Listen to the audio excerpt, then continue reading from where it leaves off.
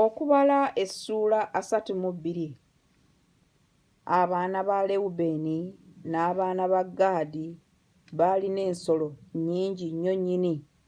Awo bwe baalaba ensi ya Yazeri n'ensi ya Gireyaadi, nga laba ekifo ekyo kifo kya nsolo. Abaana ba Gaadi n'abaana ba Lewubeeni ne bajja ne bagamba Musa ne Eriyazaali kabona n'abakulu ab'ekibiina nti Atalisi ne Diboni ne Yazeri ne Nimola ne Kesuboni ne Eriyeri ne Sebamu ne Nebi ne Biyobi, ensi Mukama gye yakuba mu maaso g'ekibiina kya Isirayiri, ensi ya nsolo, n'abaddu bo balina ensolo. Ne boogera nti obanga tulabye ekisa mu maaso go, ensi eno eweebwa abaddu bo okuba obutaka. Totusomosa Yoludaani. Musa n'agamba abaana ba Gaadi n'abaana ba Lewubeeni nti baganda bammwe banaatabaala mmwe nga mutudde wano. Era kiki ekibakeŋŋenterezesa omwoyo gw'abaana ba Isirayiri obutasomoka okuyingira mu nsi Mukama gye yabawa? Bakitammwe bwe bakola bwe batyo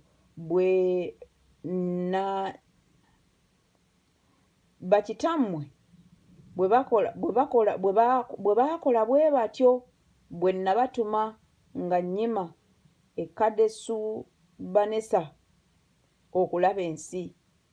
Kubanga bwe baayanvuka mu kiwonvu Esukoli ne balaba ensi, ne bakenentereza omwoyo gw'abaana ba Isirayiri baleme okuyingira mu nsi Mukama gye yali abawadde. Olw'ekkumi, obusungu bwa Musa ne bubuubuuka ku lunaku luli, n'alayira ng'agamba nti, mazima tewaliwa ku basajja abalinnya okuva mu Misiri abaakamaze emyaka 20 n'okukirawo abaliraba ensi gye nalayirira Ibulayimu, Isaaka ne Yakobo, kubanga tebangoberedde ddala. Wabula Kalebu mutabani wa Yefune Omukenezi ne Yoswa mutabani wa Nuuni, kubanga abo bagoberedde ddala Mukama. Obusungu bwa Mukama ne bubuubuuka ku Isirayiri, n'abatambulizatambuliza eyo n'eyo mu ddungu emyaka 4, okutuusa ezzadde lyonna abaali bakoze obubi mu maaso ga Mukama bwe baazikirira. Era laba, mwe muyimiridde mu kifo kya bakitammwe okwala okw'abantu abalina ebibi, okwongera nate ekiruyi kya Mukama eri Isirayiri, kubanga bwe munaakyuka obutamugoberera, anaabaleka nate omulundi ogwokubiri mu ddungu, nammwe munaazikiriza abantu bano bonna. Bamusembeera ne bagamba nti tunaazimbira ensolo zaffe ebiraalo wano n'ebibuga olw'abaana baffe abato, naye ffe bennyini tuliba nga tweteeseteese nga tukutte ebyokulwanyisa okukulembera abaana ba Isirayiri okutuusa bwe tulimala okubayingiza mu kifo kyabwe, n'abaana baffe abato balituula mu bibuga ebiriko enkomera olw'abo abatuula mu nsi. Tetulikomawo mu nnyumba zaffe tuusa abaana ba Isirayiri bwe balimala okusikira buli muntu obusika bwe. 19 nti kubanga tetulisikira wamu nabo emitala wa Yoludaani n'okweyongerayo, kubanga obusika bwaffe butugwiridde emitala w'eno ewa Yoludaani ebuvanjuba. Musa n'abagamba nti bwe munaakola ekigambo ekyo, bwe munaakwata ebyokulwanyisa okukulembera Mukama okutabaala, na buli musajja ku mmwe alina ebyokulwanyisa bw'anaasomoka Yoludaani mu maaso ga Mukama okutuusa lw'aligoberera ddala abalabe be mu maaso ge, ensi n'ewangulwa mu maaso ga Mukama, awo oluvannyuma ne mulyoka mukomawo ne mutabaako musango eri Mukama n'eri Isirayiri, n'ensi eno eneebanga butaka gye muli mu maaso ga Mukama.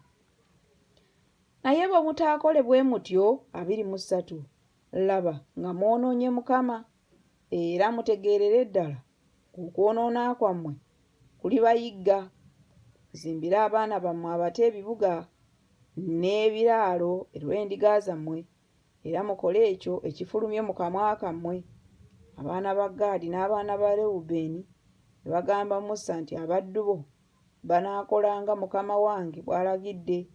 Abaana baffe abato, bakazi baffe, embuzi zaffe n'ensolo zaffe zonna binaabeera eyo mu bibuga eby'e Giriyaadi, naye abaddu bo banaasomoka. Buli musajja alina ebyokulwanyisa olw'entalo maaso ga Mukama kutabaala nga Mukama wange bw'ayogedde. 28 awo Musa n'alagira Eriyaza kabona ebigambo byabwe ne Yoswa mutabani wa Nuuni emitwe egy'ennyumba z'abakitaabwe ez'ebika by'abaana ba Isirayiri.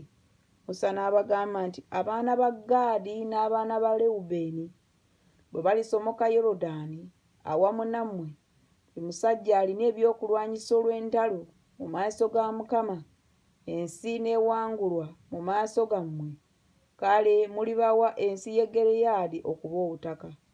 Naye bwe batalikkiriza kusomoka wamu nammwe nga bakutte ebyokulwanyisa, balina obutaka mu mmwe mu nsi ya Kanaani. Abaana ba Gaadi n'abaana ba Lewubeeni ne baddamu nti nga Mukama bw'agambye abaddu bo bwe tutyo bwe tunaakola.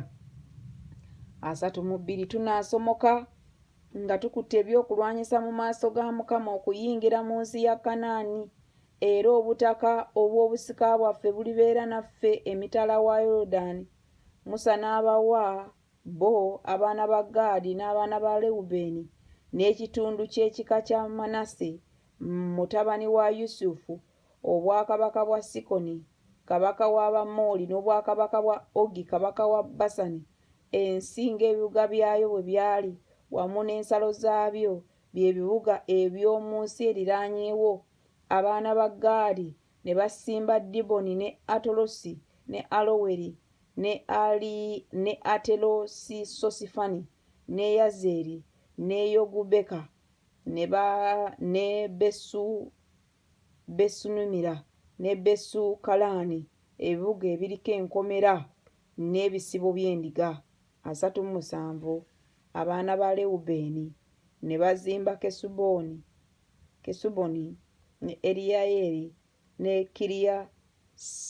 Kiriyasayimu ne Nebo ne Balumyoni nga bawaanyisizza amannya gaabyo, ne Sibima ne babituuma amannya amalala ebibuga bye baazimba.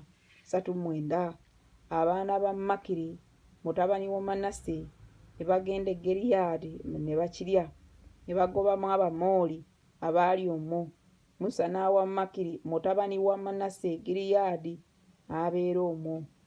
Yayiri mutabani wa Manase n'agenda n'alya ebibuga byayo n'abiyita Kavosu Yayiri. N'oba n'agenda n'alya Kenasi n'ebyalo byakyo n'akituuma Noba ng'erinnya bwe liri, ng'erinnya lye bwe lyali.